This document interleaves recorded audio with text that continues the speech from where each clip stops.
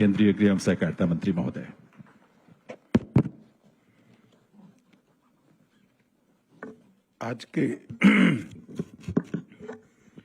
आज के इस महत्वपूर्ण कार्यक्रम में मेरे साथ मंच पर उपस्थित दिल्ली के उपराज्यपाल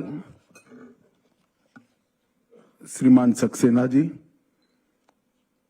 दिल्ली की लोकप्रिय मुख्यमंत्री बहन रेखा गुप्ता जी, दिल्ली सरकार के गृह मंत्री श्री आशीष सूद जी, गोविंद मोहन जी, केंद्रीय गृह सचिव श्री तपन कुमार डेका जी, निर्देशक आसूचना ब्यूरो श्री धर्मेंद्र जी, मुख्य सचिव दिल्ली सरकार और आज के कार्यक्रम में आए हुए सभी गणमान्य अतिथियों का मैं आज इस कार्यक्रम में स्वागत करता हूं। मित्रों, आज दो कार्यक्रम एक साथ हो रहा है। एक तो ये सभागार के अंदर बैठकर हम एक साल में तीनों नए आपराधिक कानूनों के क्रियान्वयन में क्या क्या चीजें हुई हैं इसकी जानकारी हासिल करेंगे, और दूसरा सबसे महत्वपूर्ण, नीचे एक प्रदर्शनी का उद्घाटन किया गया है। मैं हृदयपूर्वक बधाई देना चाहता हूं भारत सरकार के गृह सचिव और उनकी टीम को, क्योंकि ये प्रदर्शनी को जब नरेंद्र मोदी जी ने चंडीगढ़ में देखा, उन्होंने वहीं पर गोविंद मोहन जी को सूचना दी थी कि उसको हर राज्य में लगाकर राज्य के पत्रकार बंधु, पुलिस के सारे सीनियर ऑफिसर, बार एसोसिएशन के सभी प्रमुख वकील साहिबान, न्याय के काम में जुड़े हुए सभी जुडिशियल ऑफिसर और विशेषकर स्कूल और कॉलेज के बच्चे इसको बहुत डिटेल तरीके से देखें, इसकी व्यवस्था करनी चाहिए। क्योंकि ये कानून जब बने तब पूरी प्रोसीजर में मैं पहले दिन से लेकर पार्लियामेंट में पारित होने तक इन्वॉल्व रहा हूं। इस कानून को पुस्तक में पढ़ना, इस कानून के सर्कुलर्स का अध्ययन करना, इससे इस कानून की उपयोगिता को आप जान ही नहीं पाएंगे। मैंने भी जब चंडीगढ़ में पहली बार ये प्रदर्शनी को देखा, मुझे भी आश्चर्य हुआ कि जो मेहनत हुई है, जो परिणाम आने वाला है, समाज को, देश को और विशेषकर देश की संविधान की सबसे छोटी इकाई भारत के नागरिक को जो फायदा होने वाला है, इसका इतना अद्भुत वर्णन प्रैक्टिकली कोई कर नहीं सकता। इसलिए मैं गोविंद मोहन जी और उनकी पूरी टीम को हृदयपूर्वक बहुत बहुत बधाई देना चाहता हूं। और मैं आग्रह करता हूं उपराज्यपाल महोदय और बहन रेखा गुप्ता से, दिल्ली सरकार की पूरी टीम से, कि आप भी दिल्ली में 6 तारीख तक ये प्रदर्शनी है, जरूरत पड़े अगर हॉल की सुविधा हो तो थोड़ा बढ़ा कर भी कम से कम किशोर और युवा इसको देख ले कि आने वाला भविष्य इनका कितना सुरक्षित हुआ है। दिल्ली के सभी पत्रकार बंधु देख ले, जिसे कहीं पर भी लिपापोती होती है तो जागरूकता से वो लिख सके। सीनियर पुलिस ऑफिसर भी इसको एक बार देख ले कि कितने चेक एंड बैलेंस है, जरा भी गोताही करी तो पकड़े जाएंगे। और सारे न्याय के काम के साथ जुड़े हुए वकील और जुडिशियल ऑफिसर को भी इसको देखे, इसकी चिंता करनी चाहिए। क्योंकि ये कानून एक प्रकार से आने वाले दिनों में हमारी क्रिमिनल जस्टिस सिस्टम को, आपराधिक न्याय प्रणाली को आमूलचूर रूप से बदलने वाला है। जब आमूलचूर रूप से इसमें परिवर्तन आने वाला है तो इसका मतलब क्या है? हमारी न्याय प्रणाली के सामने सबसे बड़ी दिक्कत थी कि न्याय मिलेगा इसको, किसी को कब मिलेगा इसका किसी को विश्वास ही नहीं था। और कई हिंदी फिल्मों में एक बड़ा तकिया कलाम हो गया था, तारीख पे तारीख, तारीख पे तारीख।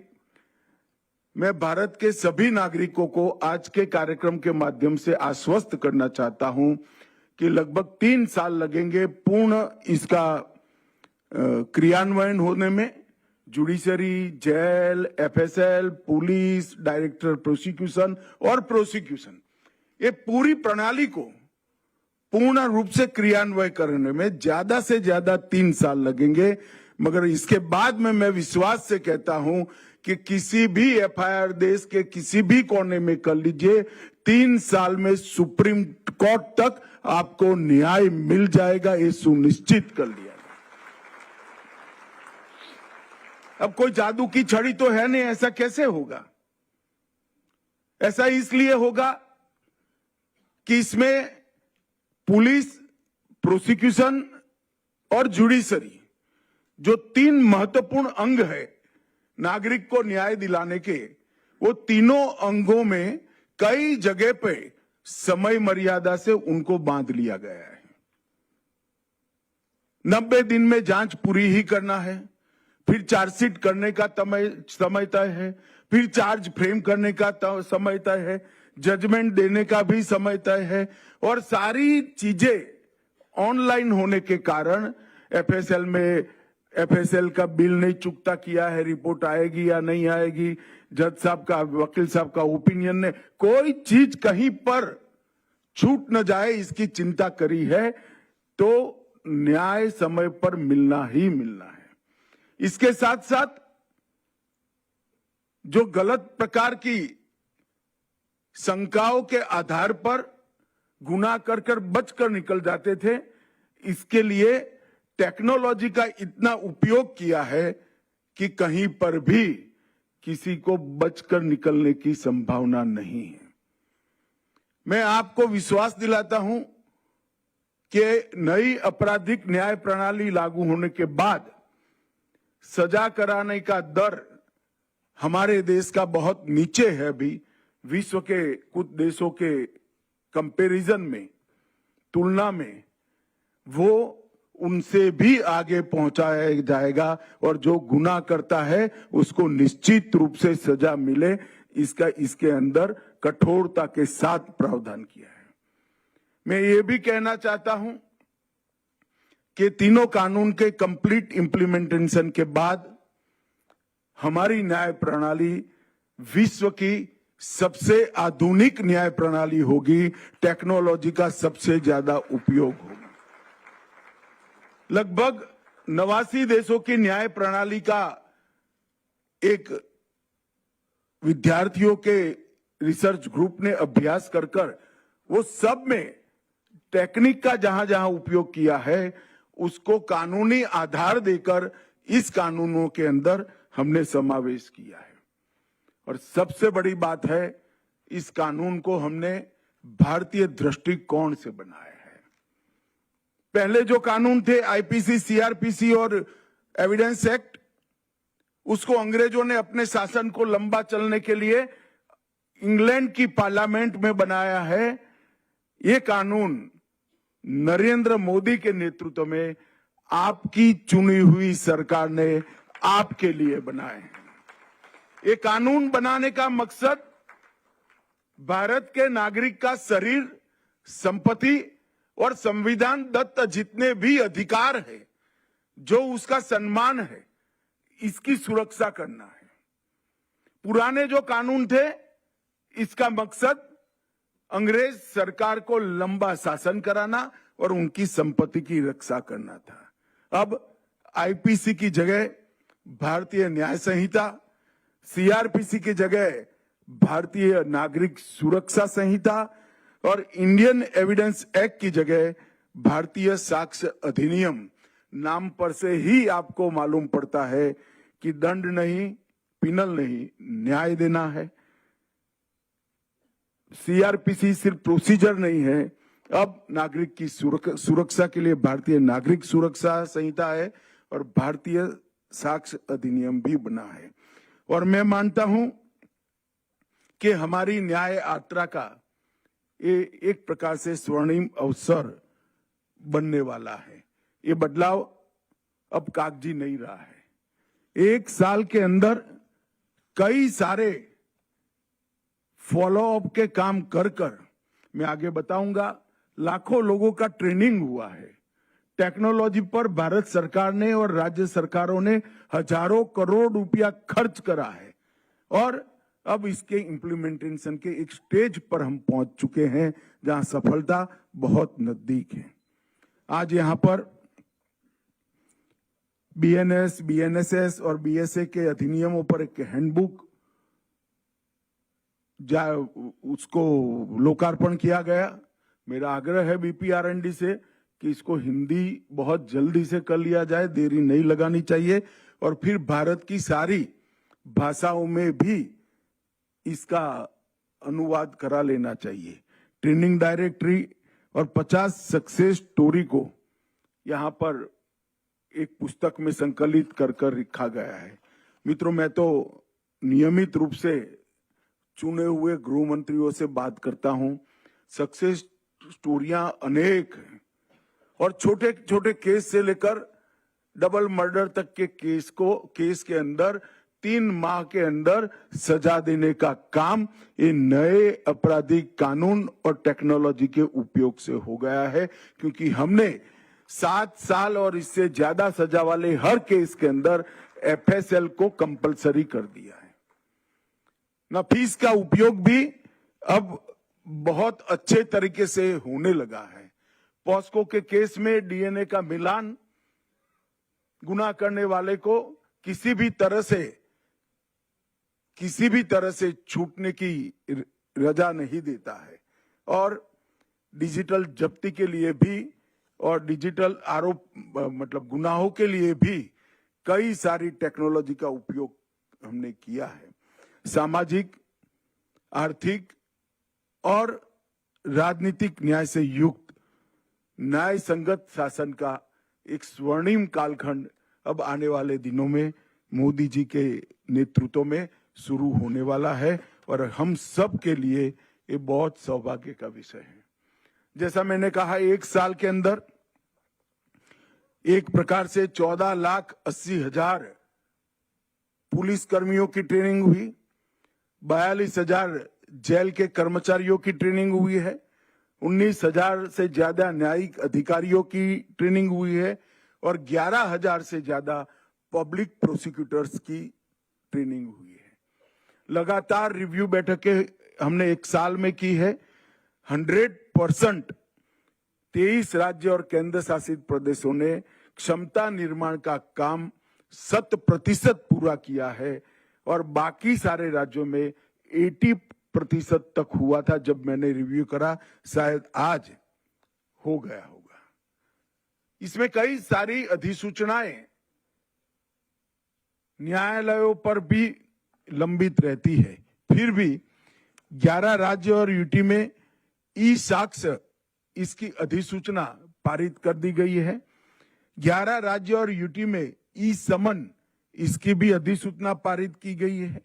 6 राज्यों में न्याय श्रुति इसकी अधिसूचना पारित हो गई है और 12 राज्यों में सामुदायिक सेवा की अधिसूचना पारित कर दी गई है। एक प्रकार से इसको न्यायालय तक लॉजिकल एंड पर ले जाने का काम लगभग 60% समाप्त हुआ है और हमारा विभाग, गृह विभाग लगातार सुप्रीम कोर्ट के साथ संपर्क में है।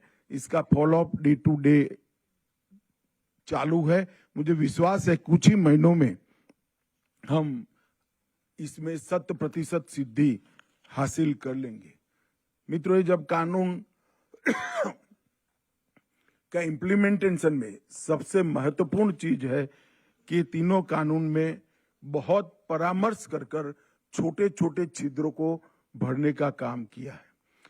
मल्टी स्टेक होल्डर अप्रोच, इनके साथ चर्चा करने के अप्रोच से ढेर सारा काम किया है। गृह मंत्रालय में सिर्फ मेरे स्तर पर 160 बैठकें हुई है। कई बैठकें हमारे अधिकारियों ने मुझसे कई गुना ज्यादा बैठक इन्होंने की है। 2019 में ही हमने सभी राज्यपाल, मुख्यमंत्री, उपराज्यपाल, प्रशासक, मुख्य न्यायाधीश, बार काउंसिल और विधि विश्वविद्यालयों को सुझाव मांगे थे। 21 में सभी संसद सभ्यों के सुझाव मांगे गए और बीपीआरएनडी ने देश के सभी आईपीएस अफसरों से भी सुझाव मांगे हैं और हमने एक कमेटी गठित कर एक एक धारा को पढ़कर हमने आए हुए सभी सुझावों पर विचार किया है और एक कानूनों को अमली जामा पहनाने का काम किया है। ये 3 नए आपराधिक कानून अफोर्डेबल,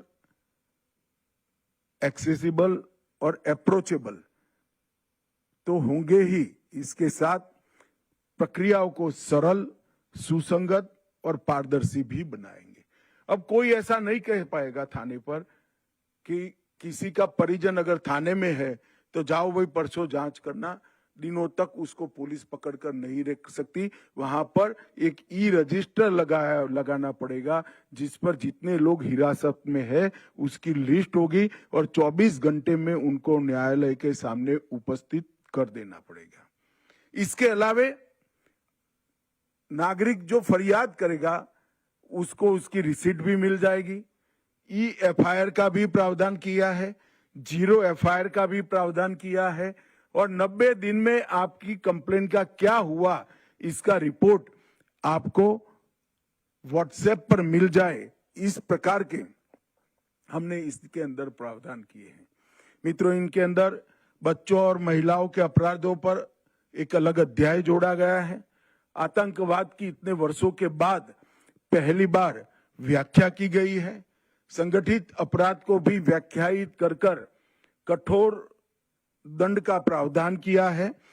90 दिन में, जैसे मैंने कहा, आपके केस की मीमांसा आप तक पहुंचे, इसकी भी व्यवस्था की है।